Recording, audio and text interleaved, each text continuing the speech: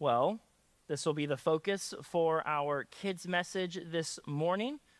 So Evelyn, I'm going to actually ask you to assist me in handing me those cups. Okay? Looks like it's going to be primarily my kids, but that's okay. So we're going to be talking about the 10 Commandments and essentially what they do. So it's important for us that even though these are rules, that these are commands for us to do and to think about, it's important for us to know the purpose of them. And the purpose of the 10 Commandments is to teach us how to love God. That one of the ways that we express love for God or worship for God is through obeying his commands. And so God has given us 10 commands to obey, but Jesus, very wisely, being the great teacher that he is, has summarized those 10 commandments in just 2 commandments. And so I'm going to have you guys repeat what those 2 commandments are, and they summarize all 10. So the first is love God. Can you say love God? The second is love people.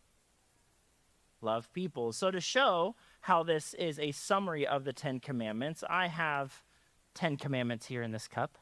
I want you to each pick one. Okay. Pick one. All right, and you might have to help Isaac, but I want you to read your commandment really loud, and then these cups are labeled in my beautiful handwriting. God, so this is the love God cup, and this is the love people cup, and you're going to categorize these commandments and tell me which cup they go in. So Evelyn, will you read your commandment first? You shall not bear false witness. Is that a love God command or love people command? It's hard sometimes to choose because all obedience is an expression of love to God. What do you think? God or people? People? Good job. Okay. Now, can you read Isaac's for him? All right. Honor your father and mother. Is that loving God or is that loving people? Loving people. Good job, buddy. All right. Josephine, what do you have? You shall not covet. Okay. Do you know what coveting is? You shall not want what other people have. Okay. Is that loving God or loving people? Loving God. Technically, we're going to say that's loving people, but that's a very good job. Okay. Put that in here. All right, so a simple little exercise of 2 cups, but Jesus very wisely summed up the 10 commandments with those 2 commands. Love God, love people. We see this in Matthew 22, verses 37 through 40, but Jesus says, you shall love the Lord your God with all your heart, with all your soul, and with all your mind, and you shall love your neighbor as yourself.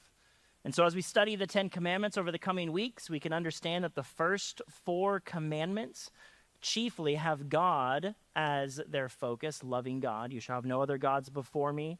You shall not make for yourself an idol. You shall honor the Sabbath and keep it holy, and honor God's name as well. And then the other commandments, many of which we just heard about coveting, stealing, obeying parents, not murdering or adultery, things of that nature, primarily focus with our love of people. And so, kids, would you rather be thinking and trying to memorize 10 things all day long, or is it easier just to remember 2 things?